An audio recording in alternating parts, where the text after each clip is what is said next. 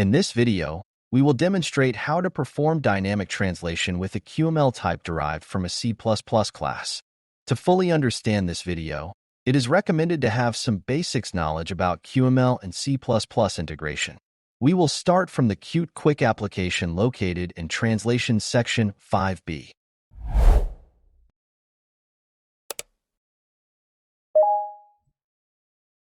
In this video, we will replace the part of the application with the checkbox with text painted on the screen.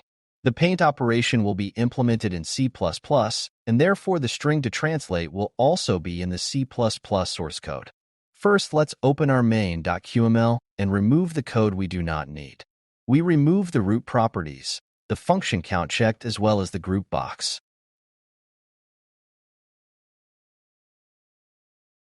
Now let's create a new QML type based on a C++ class.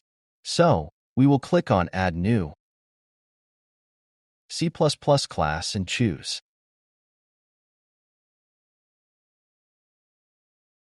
We will name our class MyItem, and for simplicity it will inherit from QQuickPaintedItem.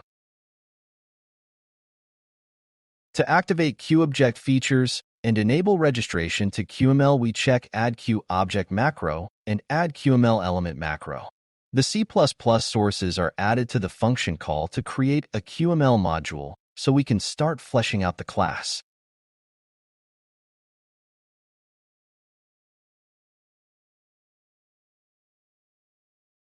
In the header file, we will start by including the QPainter class. Then, we will right-click on QQuickPaintedItem and click on Refactor, Insert Virtual Function. We will implement Event and Paint. Event will be used when the language change event happens, and Paint will be used to paint our text.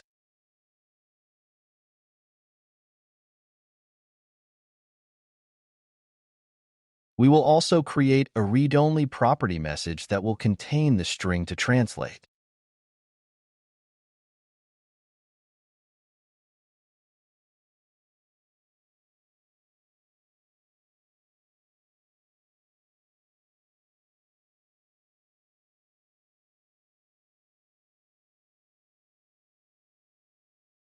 We right-click on the property to add the missing functions. We do not need mMessage, so we can remove it. We do not need a notification signal in our example, but we will keep it since it will be needed in cases with bindings. Let's implement our functions. In myitem.cpp, we will implement message so that we return a translatable hello world message. We will use the tr function to mark the string as translatable. Then, we will implement our paint function. We simply want to draw text in a rectangle that takes the size of the whole item.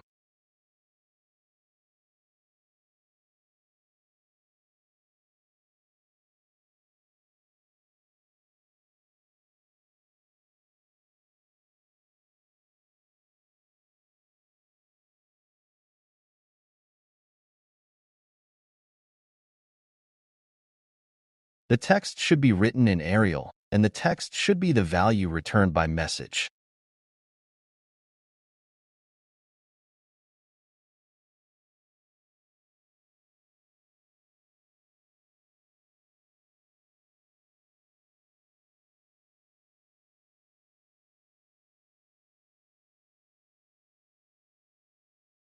Then we need to implement events so that our text is painted again when the application language changes. To do that, we simply call update if the event type is LanguageChange.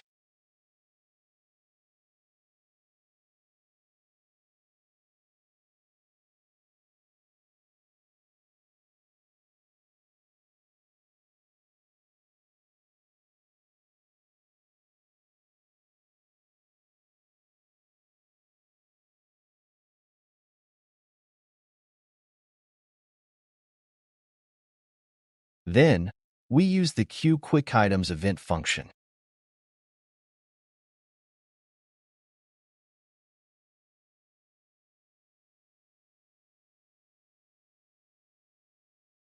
Our MyItem class is ready, so we can use it in main.qml. First, we need to import our module to use the type defined in C++. It is called translation in our case.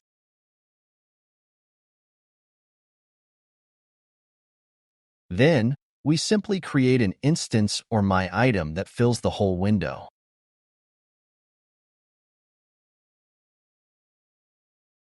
Let's now run CMake. Once it is done, we go to the project view, and in the build steps we check update translations and release translations to ensure our L-update and L-release are called during the build process.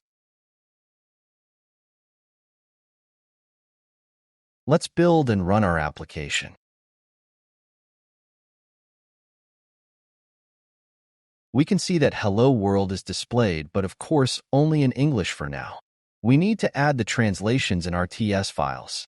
So, we will go to our source folder and open qmlfi.ts and qmlfr.ts in QCreator.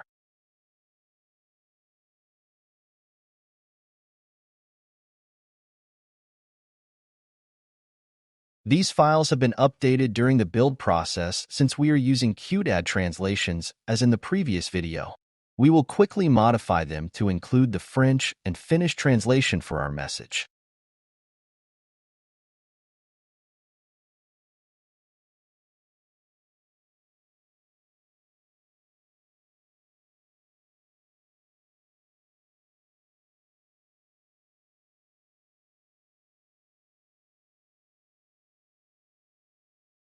Now let's build and run our application one more time. The generated QM files include the latest translations, so we can dynamically change the text based on the language of the UI. This concludes our video. Thank you for watching.